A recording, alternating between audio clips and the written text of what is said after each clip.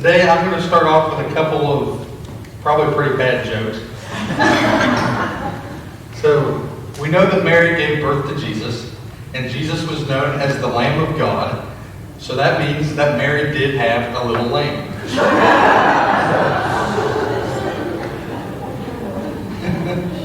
And then why can't Jesus wear jewelry? Because he breaks every chain.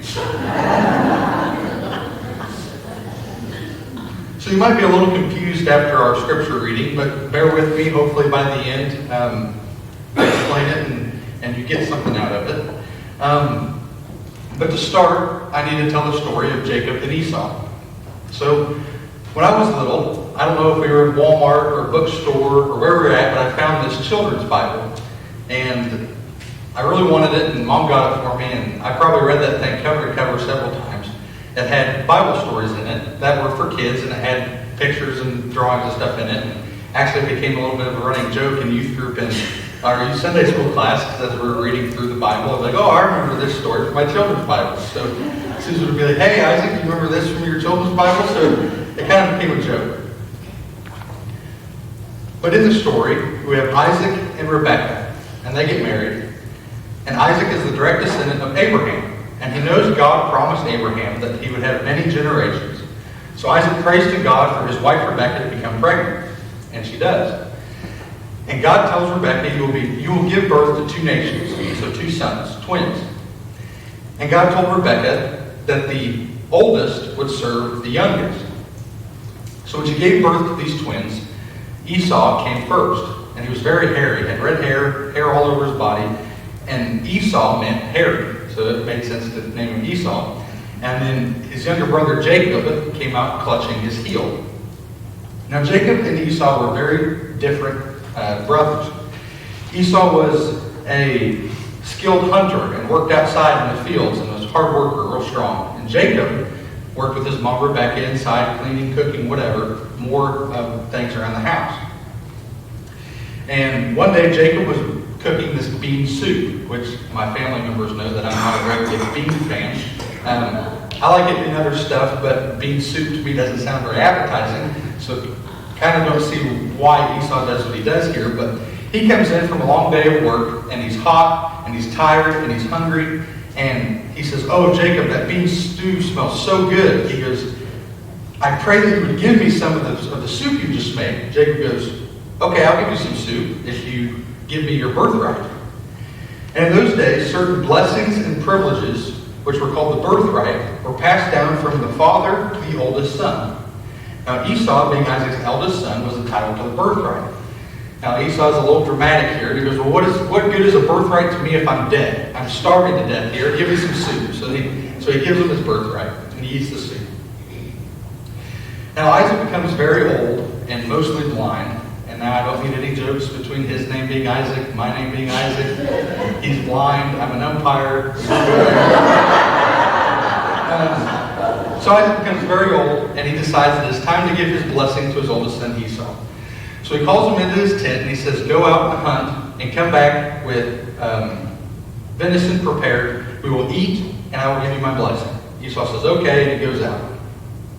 Well, Rebekah overhears this conversation, and she remembers what God had told her when she was pregnant, that Esau would serve Jacob. So she goes to Jacob and she says, your father is preparing to give Esau his blessing. Go out and get a couple of sheep and bring them back. I will prepare the food, and you will receive the blessing. And Jacob goes, well, but he'll know it's not me. I'm not hairy like Esau is. And she goes, don't worry about that, just go get the sheep. So he does. He comes back. Rebekah cooks the food, and she takes the sheepskin and places them on Jacob's arm. So when Isaac feels his arms, it feels like hair. And she also has him wear Esau's clothing. So Jacob goes in, and Isaac's thinking, wow, that was fast. And so they eat, and he's confused because it sounds like Jacob. And so he goes, well, let me feel your arms.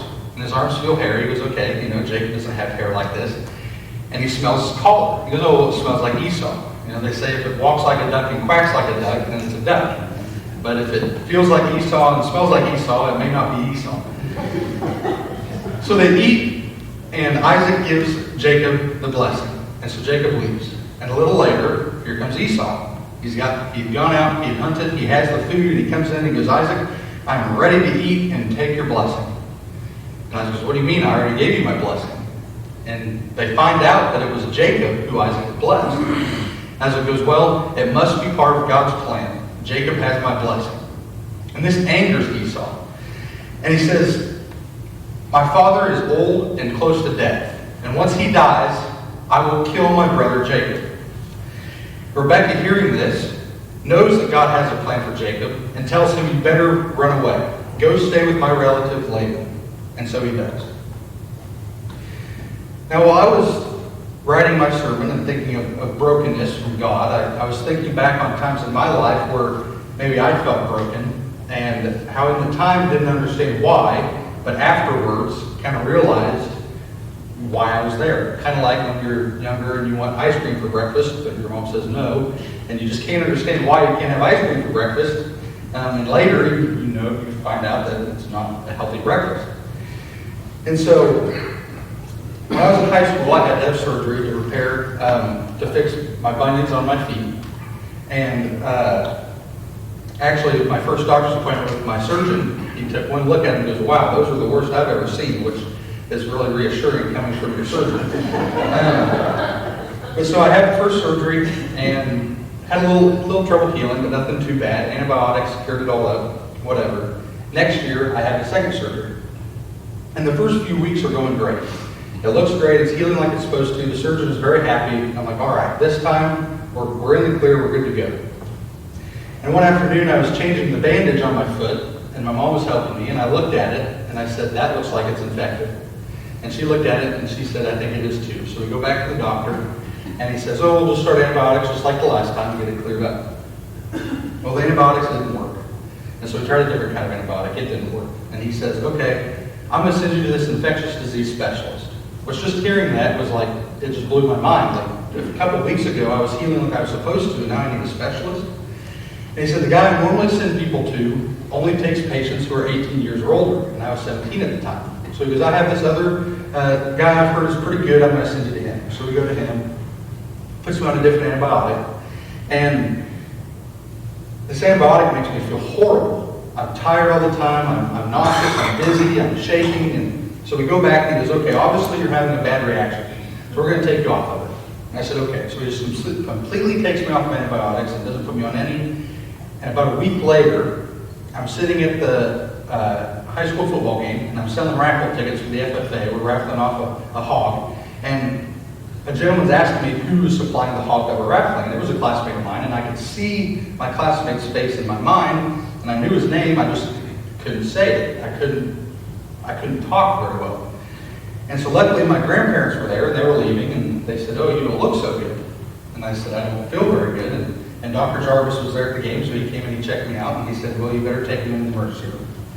So we go, and Caitlin's there with me, and I'm laying there in the emergency room, and I'm like shaking, and she's horrified because she's never seen anything like that.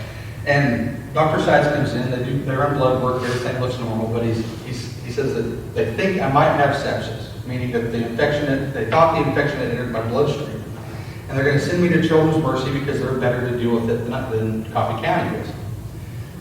So in the matter of about an hour and a half, I go from sitting at the football game selling raffle tickets to in the back of an ambulance headed up to Children's Mercy. Now, Coffee County's gotten the newer ambulances, the vans that are pretty nice, but those older ambulances that they had for somebody my size is not very comfortable. As I'm lying on the gurney and my feet are up against the door. But it was a long drive up to Children's Mercy. And there we meet a different infectious disease specialist. And we ended up doctoring with him throughout the rest of the process. And the experience with him compared to the other was 10 times better. And I realized later that it took all of that trial, going through a hospital visit over Labor Day weekend, and an extra surgery to remove the hardware, and all of that to meet this doctor that I needed to help get me healed and get me to that point. We always pray to God, make me and mold me into what it is you need me for your purpose. And sometimes we either forget or we don't want to pray, God, break me if you have to prepare me for what is next for me. And I'm sure a lot of you are aware of Caitlin's health issues that she's had for several years now that we've been dealing with. And well, I was at umpire school a couple years ago. I had gotten done and I got a phone call from my mom. And she says, hey, we saw this neurologist up at St. Luke's, and they think Caitlin has this Chiari malformation, which there's something in the back of your head that if it's too big, that it can block spinal fluid or something. I don't understand it fully. But they think this is what's causing her symptoms. She needs brain surgery. I thought, brain surgery? She's 19 years old and needs brain surgery? And so I said, okay, I asked when it was, and she said it was in March. I said, I'll be home by then. And so I hang up, and my roommate goes, hey, I'm headed to dinner. Are you coming with me? And I go, no, I'm going to hang out for a few minutes. I'll be there in a little bit. He goes, okay. And so I'm kind of upset, and I'm asking God, why? You know, I've been dealing with this for several years now, and now she needs brain surgery, and hoping that that would fix it. And so I put on my headphones. I started listening to my Christian music playlist. I listen to a lot. And the first song that comes on is Even If by Mercy Me. I'm going to read some of the lyrics here of that song. And it starts out, they say, sometimes you win some, sometimes you lose some. But right now, I'm losing bad. And he talks about it's easy to sing when there's nothing to bring me down. It's easy to do the things we do every day when there's nothing to bring you down. But how will I react when I'm held to the flame like I am right now? Because I know you're able, and I know you can, save through the fire with your mighty hand. But even if you don't, my hope is in you alone. Even if you don't decide to save me from this right now, my hope is in you, God. They say it only takes a little faith to move a mountain. Well, good thing, because a little faith is all I have right now. When you choose to leave mountains unmovable, give me the strength to be able to sing, it is well with my soul. For I know the sorrow and the hurt would all go away if you say the word. But even if you don't, my hope is in you alone. Because you've been faithful and you've been good all of my days. Jesus, I will cling to you, come what may. And after hearing that, I just sat there and I cried. And I said, God, give me the strength to be able to say that this is your plan. And this is necessary for whatever it is you have planned. And now 2 years later, we're still dealing with trying to figure out what Caitlin is going through. And it's been hard for all of us around her.